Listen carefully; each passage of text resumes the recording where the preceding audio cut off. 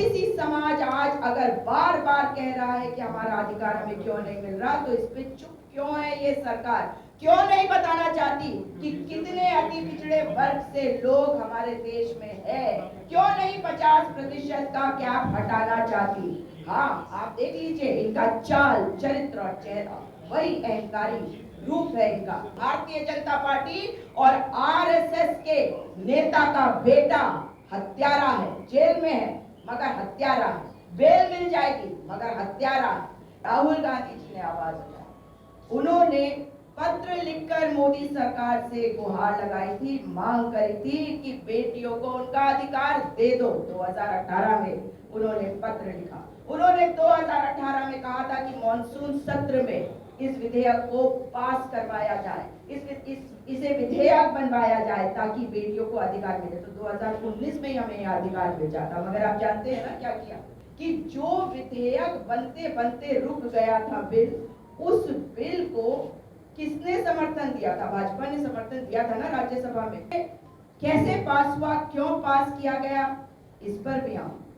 मगर सोनिया गांधी जी इस लड़ाई को लड़ती नहीं। 2016 में, फिर 2017 में उन्होंने पत्र लिखा और उन्होंने कहा प्रधानमंत्री जी को कि आप बात करते हैं गवर्नेंस और गवर्नमेंट के बीच की अंतर को, तो इन दोनों के बीच का अंतर है और गुड गवर्नेंस आपने देना है और मैक्सिमम गवर्नेंस देना है और मिनिमम गवर्नमेंट नहीं चाहिए, तो दे दीजिए अधिकार महिलाओं को। पर दिया उन्होंने? नहीं दिया। 2017 में भी आवाज उठी और फिर राहुल गांधी जी ने आवाज उठाई, उन्होंने पत्र लिखकर मोदी सरकार से गुहार लगाई थी, मांग करी थी कि बेटियों को उनका अधिकार दे दो। 2018 में उन्होंने पत्र लिखा। उन्होंने 2018 में कहा था कि मॉनसून सत्र में इस विधेयक को पास करवाया जाए, इसे विधेयक बनवाया जाए ताकि बेटियों को अधिकार मिले। तो 2019 में ही हमें यह अधिकार मिल जाता। मगर आप जानते हैं ना क्या किया?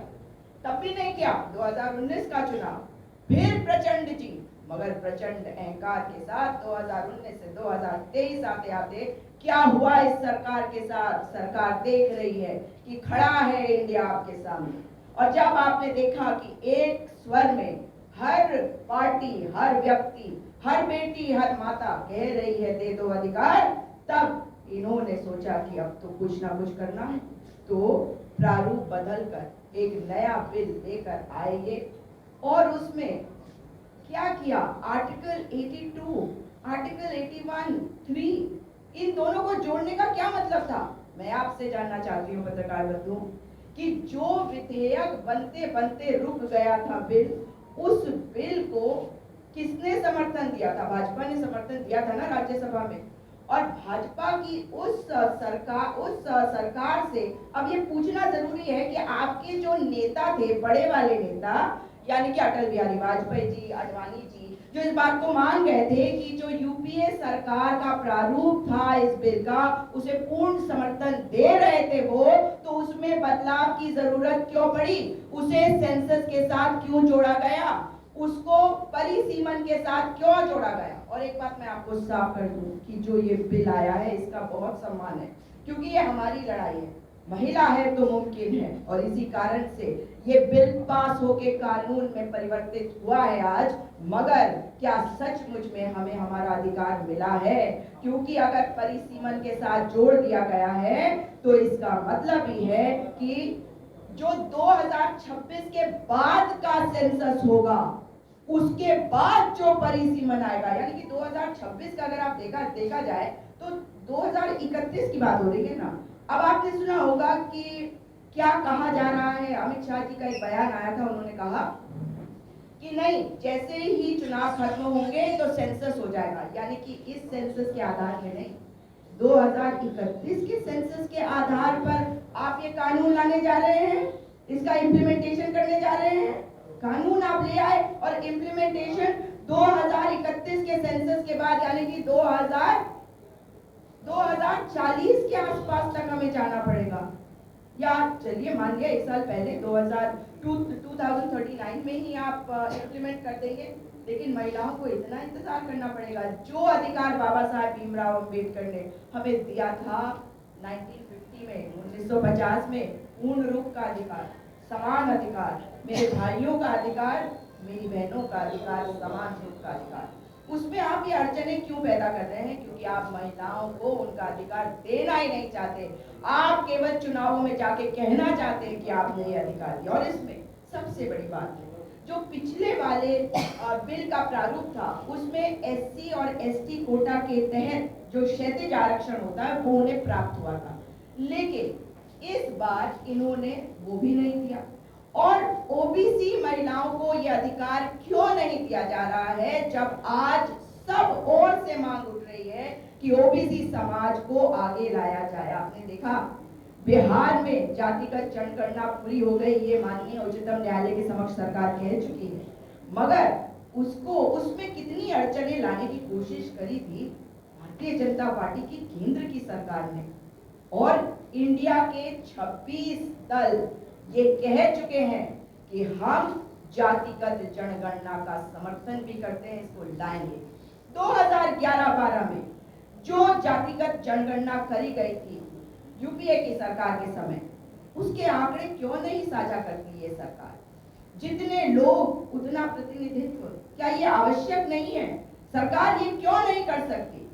अगर देश आगे बढ़ेगा तो तभी बढ़ेगा जब हर व्यक्ति का प्रतिनिधित्व होगा और हर व्यक्ति की आवाज बुलंद होगी, उसके आंकड़ों को साझा किया जाए और ये देखा जाए कि महिलाओं को उनका अधिकार मिले, साथ में ओबीसी कितने हैं ये देश जाने। ओबीसी कितने हैं यानी कि अति पिछड़े वर्ग, हर समाज से हो सकते हैं, उच्च समाज, हर समाज, क्योंकि देश तो बनता है तभी जब सर्व समाज आगे बढ़े।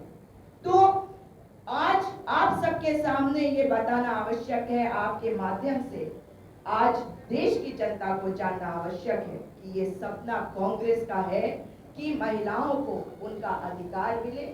और भाजपा सरकार ने छल किया है, इस छल के खिलाफ आवाज उठाएंगे तो जल्द महिलाओं को, आपकी बेटी को, आपकी बहन को, आपकी माता को अधिकार मिल पाएगा। और ये दिलाना है, क्योंकि ये लड़ाई जो है ये बड़ी कठिन लड़ाई है। इस लड़ाई का श्रेय अगर भारतीय जनता पार्टी लेना ही चाहती थी तो पूर्ण रूप का अधिकार देती। और ओबीसी समाज आज अगर बार बार कह रहा है कि हमारा अधिकार हमें क्यों नहीं मिल रहा, तो इस पे चुप क्यों है ये सरकार? क्यों नहीं बताना चाहती कि कितने अति पिछड़े वर्ग से लोग हमारे देश में है? क्यों नहीं 50% का कैप हटाना चाहती? हाँ, आप देख लीजिए इनका चाल, चरित्र और चेहरा वही अहंकारी रूप है इनका। आपने देखा है कि कठुआ में जब बेटी को नशे की दवाई खिला दी गई और उसको बेहोश करके उसका बलात्कार किया गया, तब भाजपा की सरकार की तरफ से एक मंत्री, एक महिला मंत्री की तरफ से भी कोई बात नहीं निकली। मुंह बंद रहा, मुंह में दही जम गई और दही भी सड़ी हुई, इसीलिए शायद खुल भी नहीं रहा। उसके बाद आपने देखा कि हाथरस की बेटी के साथ क्या हुआ, आग में झोंक दिया गया, अंतिम संस्कार भी ठीक प्रकार से नहीं दिया।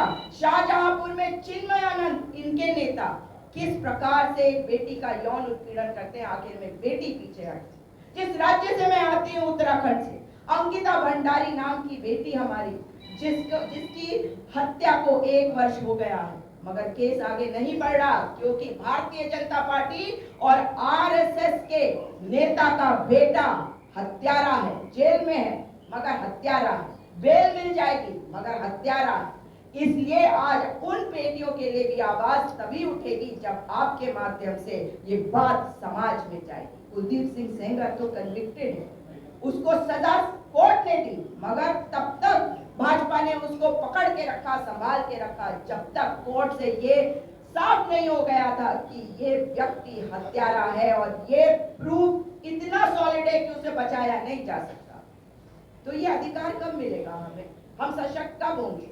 जब एक कानून हमें नीति निर्धारण करने के लिए भेजेगा विधानसभाओं में, भेजेगा संसद में, और तभी हमारी आवाज बुलंद होगी। तो आप लोगों से यही निवेदन कर रही हूँ कि आपके माध्यम से मेरी आवाज हर बहन, मेरी हर बेटी तक पहुंचे और वो जाने कि कांग्रेस पार्टी प्रतिबद्ध है, कटिबद्ध है और इंडिया अलायंस आपके साथ है, आपके अधिकार को दिलवाने के लिए। धन्यवाद।